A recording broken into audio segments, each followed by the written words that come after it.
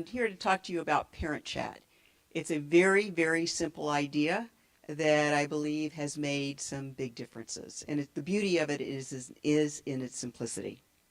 I started Parent Chat at Baker McKenzie because I was concerned as an employment partner and as a woman and as a mom that we were losing talented professionals women in particular, who are dropping out of the legal profession out of guilt that they simply couldn't do it all. So very much the same sort of statistics in the story that Barbara articulated at the beginning of this program.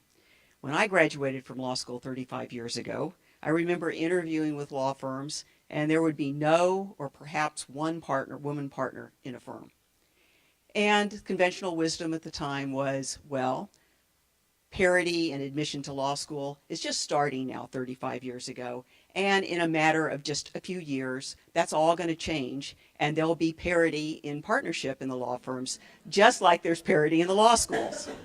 That was 35 years ago. So 35 years later, we see that women who are often top of their class in law schools or in business schools or other professional schools, still not represented in the partner ranks anywhere close to the percentage that they're entering professional schools. Similar statistics exist in business, as Barbara indicated. That's an incredible loss of talent for both businesses and for women. So why does this continue to happen? I have my theory.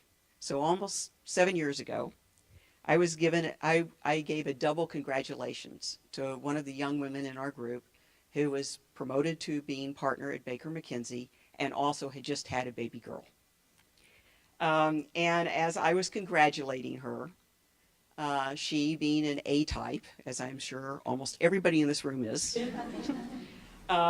said that she just didn't know how she was going to pull it off, how she could do it all. I recognized the concern that I saw in her eyes as something that I had struggled with, attempting to raise 4 babies born in the course of 6 years while juggling a career, and decided there must be something that we could do to help make young parents' lives a little easier while making them feel like that they can be successful professionals and parents at the same time. Working Mother magazine has in fact found that 1 out of 4 working moms feel that they have to choose between their children and being successful in their careers. That's a choice that women should not have to make. The desire to mitigate that guilt, and really the key word here is guilt, was the impetus of my desire to form Parent Chat. And I didn't want it to be Mother's Chat because I recognize that men too take an increasingly significant role in child rearing. So what did we do? We worked with IT and parents to help set up home offices so they could work from home when their child was sick, or if they wanted to attend a school function, a school play in the middle of the day, or if they simply just wanted to be home at 5 o'clock in the afternoon so they could sit across the table with their child, have dinner with their child, put their child to bed, and then if they needed to work later, they could work later. We did other simple things like setting up a laundry service to come to the office. So instead of having to go off on the weekends and do those errands, you could spend time on the soccer field with your child or children instead of running these errands. We arranged for catering service to come to the office to deliver healthy meals to anyone who placed an order at the employee's expense so that that employee could be a hero and walk in the room after a long day of work with a healthy meal and a nutritious meal and be able to sit around the table with their family and have those family discussions that we all know are so important. We set up an intranet site where parents could share information about the best summer camps and those deadlines that slip by when you're busy doing something else.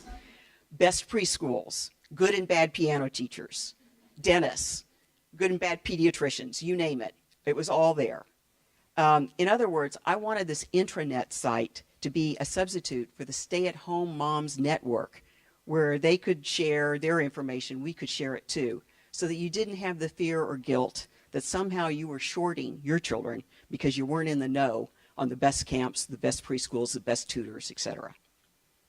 And we set up lunches once a month in the office so that moms and dads could share their concerns or child-raising ideas with each other, often inviting healthcare professionals or other consultants to talk to us about problem eaters, poor study habits, or other things that were top of mind for the parents in our office. We also provided opportunities for play dates, such as office-sponsored days at the zoo or beach cleanups for older children to share community involvement interests with their parents. The real beauty is that it can be whatever the parents in your organization want and need it to be. And I'd like to think it makes a difference. We've had 30 maternity and 9 paternity leaves in our U.S. offices in a single year.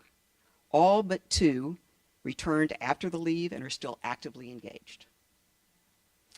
The lessons I've learned from the program is that very simple, little to no cost support can make a huge difference in keeping your most talented young professionals engaged. Thank you very much.